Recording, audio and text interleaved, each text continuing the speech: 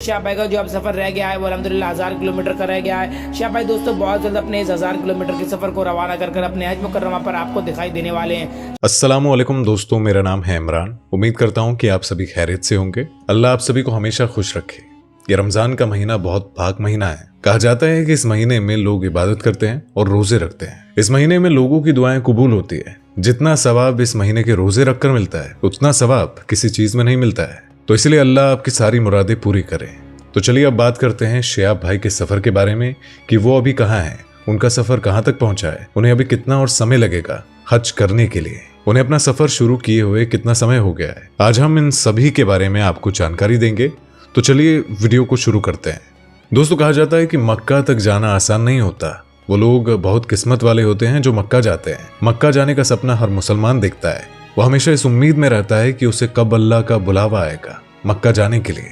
और शिहाब चतुर इस मामले में बहुत ज्यादा किस्मत वाले हैं जो मक्का तक पैदल जा रहे हैं। शिहाब ने यह फैसला बहुत सोच समझ कर लिया था और उन्होंने इस वक्त का बहुत समय से इंतजार किया था। पैदल हज यात्रा करना उनका बचपन का सपना था। उन्होंने पैदल हज यात्रा के लिए बहुत तैयारी करी। उन्हें बहुत सारा पेपर वर्क करवाना पड़ा और परमिशन लेनी पड़ी विदेश मंत्रालय से। शिहाब ने इसके बाद अपना सफर 2 जून से शुरू किया। उनके सफर के शुरुआत में उनके भाई और उनके कुछ दोस्त उनके साथ थे। इसके बाद शिहाब के सफर के बारे में सोशल मीडिया पर चर्चा होने लगी और इसके बाद लोगों को उनके सफर के बारे में पता चलने लगा। अब लोग उनके पास आते उनसे मिलने के लिए ताकि वो उनका हौसला बढ़ा सके। लोग उनके इस फैसले से बहुत खुश थे। आज के जमाने के होने के बाद भी उन्होंने इतना बड़ा कदम उठाया और लोग उनसे मिलने के लिए घंटों तक रुके रहते थे। उनके लिए उनकी एक झलक देखना भी बहुत होता था। सभी धर्म के लोग उन्हें सपोर्ट करने के लिए आते थे। हिंदू, मुस्लिम, सिख, ईसाई सभी लोग एक साथ उनसे मिलने आते थे। अब कोई ये नहीं सोचता था कि शिहाब तो मुस्लिम है तो उन्हें क्यों सपोर्ट करें, लेकिन शिहाब सभी के लिए अल्लाह के मेहमान हैं।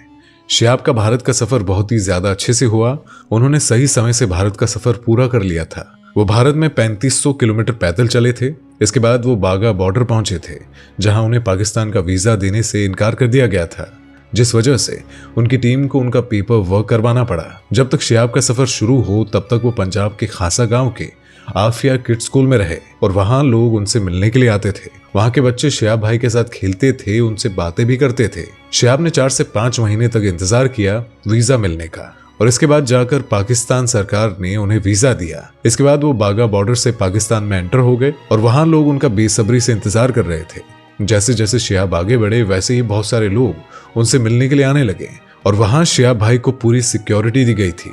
वहां लोगों को संभालना मुश्किल हो रहा था। हालांकि शिहाब भाई का पाकिस्तान में बहुत अच्छे से स्वागत हुआ। उन्हें उम्मीद नहीं थी कि उनको पाकिस्तान में इतना ज्यादा सम्मान मिलेगा और उनका ध्यान वहां के फेमस यूट्यूबर रोशन भाई ने रखा था। इसके बाद 72 घंटे के बाद शिहाब प्लेन से ईरान चले गए क्योंकि उनके पास 72 घंटे का ही वीजा था। शिहाब जब ईरान पहुंचे तो वहां बहुत ज्यादा ठंड थी। वहां चारों ओर बर्फ ही बर्फ थी और वहां सफर करना काफी मुश्किल था। लेकिन शिहाब को पता था कि उनके लिए सफर आगे बढ़ाना कितना जरूरी है, इसीलिए वो इतनी ठंड और बर्फबारी में भी आगे बढ़ते गए। शिहाब ने वहां अपना सफर अकेले ही पूरा किया और वो रोज 40 से 45 किलोमीटर की दूरी तय करते थे। वो वहां 1 महीने तक रहे थे। इसके बाद वो प्लेन से इराक पहुंच गए। शिहाब इराक में डायरेक्टली बगदाद पहुंचे थे। बगदाद जो कि इराक की कैपिटल है, वो वहां 2 दिन तक रहे और वहां मजार की जियारत करी। इसके बाद वो करबला शरीफ गए और वहां भी उन्होंने मजार की जियारत करी। इसके बाद वो नस्ब चले गए। नसफ और करबला शरीफ मुसलमानों के पवित्र स्थान है। शिहाब को जियारत का वीजा मिला था, इसीलिए वो मजार की जियारत करते हुए जा रहे हैं। शिहाब नस्ब से करबला शरीफ वापस आ गए हैं और वो एक दिन में 52 किलोमीटर चलकर करबला शरीफ वापस आए। इसके बाद वो इराक से सऊदी अरब और इराक के बॉर्डर कुवैत नहीं जाएंगे और इराक के बॉर्डर अरार बॉर्डर की तरफ अपना सफर बढ़ा रहे हैं। शिहाब ने वीडियो अपलोड करके बताया कि वो कुवैत नहीं जाएंगे, वो अब डायरेक्टली सऊदी अरब जाएंगे। उन्होंने बताया कि उन्हें इराक से सऊदी अरब जाएंगे। शिहाब जिस रास्ते से अरार बॉर्डर पर जा रहे हैं वो बहुत ही कठिन रास्ता है। वो रेगिस्तान वाले एरिया से जा रहे हैं जहां आसपास कोई भी नहीं दिखाई देता।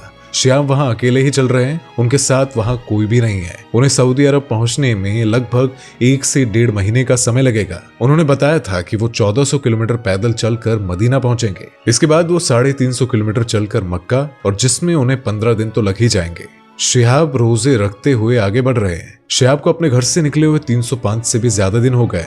उनके पास 3 महीने का और समय है हज करने के लिए, और जब से उनका सफर शुरू हुआ है वो 550 किलोमीटर से ज्यादा पैदल चल चुके हैं। वो इतने समय से अपनी फैमिली से नहीं मिले हैं। शिहाब ने ईरान और इराक में अपना सफर अकेले ही किया है।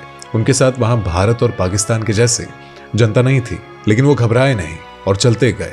वो अल्लाह के भरोसे आगे बढ़ते गए। और शिहाब इतनी गर्मी में रोजे रखकर भी पैदल सफर तय कर रहे हैं। और रोजे रखकर पैदल सफर करना इतना आसान नहीं होता है। और जहां से वो अभी चल रहे हैं वो रेगिस्तान वाला एरिया है, जहां बहुत ही ज्यादा गर्मी होती है।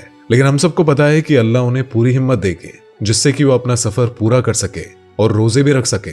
और दोस्तों, एक बात तो है कि जब भी शिहाब का नाम लिया जाएगा, उन्हें उनके नेक काम के लिए हमेशा ही याद किया जाएगा। तो शिहाब के पास अभी समय है और वो पहुंच सकते हैं। इसलिए उम्मीद करते हैं कि शिहाब फिट रहे, उनका 2023 का हज करने का जो सपना है वो पूरा हो जाए। हम सभी उनके लिए दुआ करेंगे कि वो जल्द से जल्द 2023 के हज में शामिल हो जाए। तो दोस्तों, कैसी लगी आपको हमारी आज की ये वीडियो, हमें कमेंट करके जरूर बताना। और हाँ, जाते जाते इसे लाइक और चैनल को सब्सक्राइब जरूर कर देना।